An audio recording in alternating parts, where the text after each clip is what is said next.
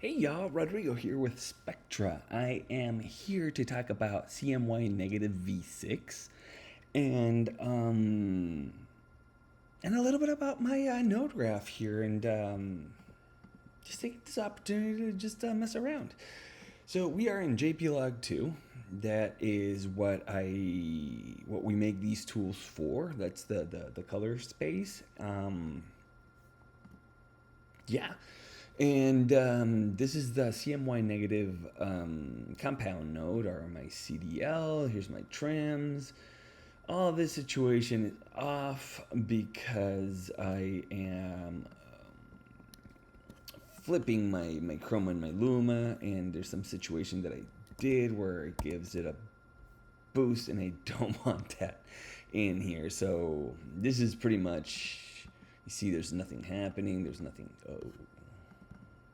And then this is Film Lab, which I love, and that's my little texture. So it's in my compound node in there as well. But to it, we are here to talk about CMY Negative, the DCTL, and platform. So what is happening here? So we are working inside of a negative, right? So to sort of kind of approach the photochemical process, we have to follow it. And we work subtractively with cyan, magenta, and yellow. There's a couple of features in here, meaning our stuff is bidirectional. So we aren't just adding a density, we can also add RGB, right? So like additively, and we get to here, and if we go all the way over there, we will not get to total black. We just crunch the crap out of it.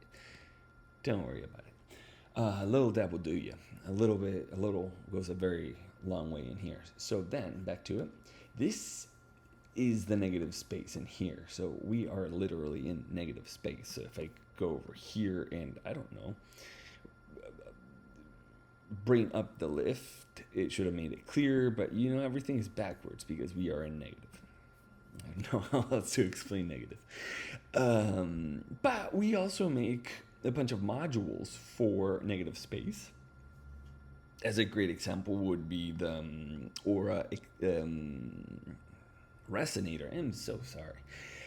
Which we can work as a standalone or inside of negative space, and that's what this guy does. And here are the presets, or the behavior modes we call them, and our sliders of the thing. We're not really here to talk about the oral resonator. We are here to talk about negative space and the CMY negative platform. Also, we CMY negative comes with like a series of LUTs, or you can like buy them separately. I don't recall right now how it works. And these are starting points. They're not meant to be, you drop the thing and you call it a day. They are interpretations of, like, I don't know, Lomo 400. So if we drag that guy in there, we achieve this look, which is similar to what the Lomo 400 is, but then we would have to go and take our chroma away, right? And then we can just like add some, shape this a little bit. And then we have this black and white tinted situation. Yeah, so that is different. Let's do different things. It's like a purpley one. So then we would go back and where's my chroma gain? Just reset this thing, and like you see, so like the all like, their starting points. They do really crazy things. We have different ones that do different things. So yeah, so there's some experimental, and there are others that are not experimental. They are more traditional, let's call it. And again, these are starting points. So usually, if I don't know, I sort of kind of drop that there, and I like that. Now I sculpt it in here with a little bit of this and that, you know. So then we just like get somewhere relatively quite quickly, because we liked, I'm not gonna use this right now. And let me take a little bit of that color away, and then let's just bring that up a little bit. And yeah, So you can do really neat things with this relatively quickly. And let's see what we did. Oh, we did something, right? That's neat. Let's turn this off and let's turn this off. And let's reset this and let's go through what is happening here.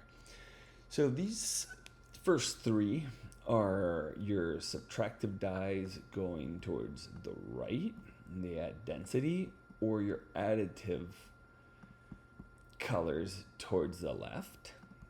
And so it's CMY RGB, right? So then you can like achieve your color density that way, and then you can like add some crosstalk and and just sorry. Then this is our crosstalk section. So it's a 6x6, 3x3 matrix. So we're taking, we just don't have our main RGB in here. So we just have the influencers, right? Like we take that and we do this. Nah, I'm just sounding crazy. This is our split tone section. How it works is our split midpoint is the sum of these three, and when RGB tone are the one, that is absolute black. So if we were to go in the middle, if I was to take this to I don't know, 0.5 and 0.5, and then that will give us this gray point here, right? And we can just influence and see what our shadow would be, and then we just come back into here and we just introduce a little bit of that color into our shadows.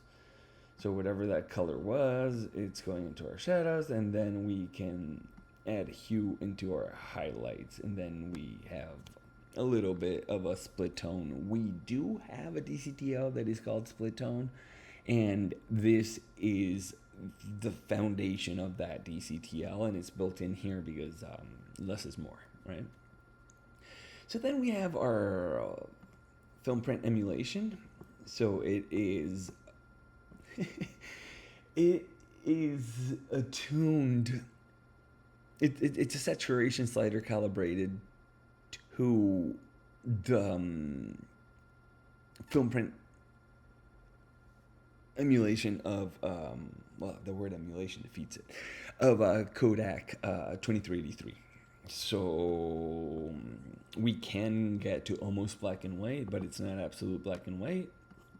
And chroma gain, on the other hand, it is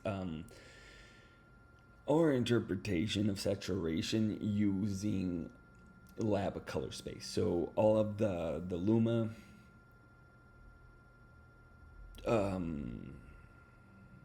sliders are attacking only Luma, and all of the chroma sliders are attacking only chroma. Right? We're in lab in here. So if we push in a little bit more, you're gonna get this hyper juicy, and then you can like curve it, and then that will give you something different than if you just like jacked your saturation to say something. And if you go all the way down, you get to black and white, and then you can sculpt your black and white by moving stuff around here, and you can achieve a very neat black and white, but then you come back into color and it looks totally crazy because then we have our Luma section, right? That would be our push-pull, Luma gain, and lift. They sound like they're all the same, but they're not. Push and pull is sort of kind of like we are trying to make it like the photochemical process, where we are messing around with saturation, we are messing around with contrast, and there's a lot of crosstalk inside of this slider. So it's not just straightforward Luma gain, which is this. We go to white, we go to black. This is just straight up Luma gain. Our gain and our lift are tuned differently than the primary gain and lift, and that's because it makes no point to have two things that do the same thing. So these are fun to explore on their own, and they achieve different things. So that being said, I encourage exploration. And then if we do something, say where I'm just like randomly moving stuff around, and sure, we are here, right, just by randomly moving stuff, and we'll add a little bit of green and a little bit of blue into our shadows, and then we will add a little bit of that color there, and yeah, right, this is what the director wanted, man. This is where we landed, right? But we feel it's a little bit too much, so then we can blend out entirely. So now it's like the DCTL is bypassed.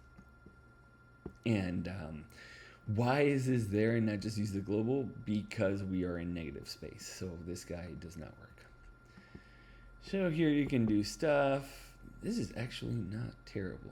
If I would have to work it a little bit, a lot more to take it there, but like it's an interesting look. But yeah, we can definitely we can blend it with the original and achieve something really neat.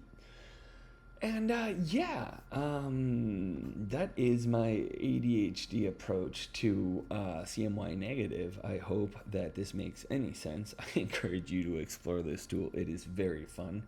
And I do use it professionally in, I would say, 95% of the jobs that come my way as a colorist. I will use this, and you could actually grade the whole the whatever you are grading just with this, because I have done that in the past. It is very quick, it gives you very unique looks, and it is fun. So yeah, I encourage you to explore this thing. And then again, just to look at this thing, and we added that there, we add a little bit of this, we add that there, and then we just boost a little bit, and now we have this. Lovely. Lovely, lovely, lovely. We just did all of that. Oh, yeah, because of this guy. We don't want this guy. Yeah, so thank you for your time, and I hope that this was not too much. Well, I digress, and thank you very much, and keep it colorful.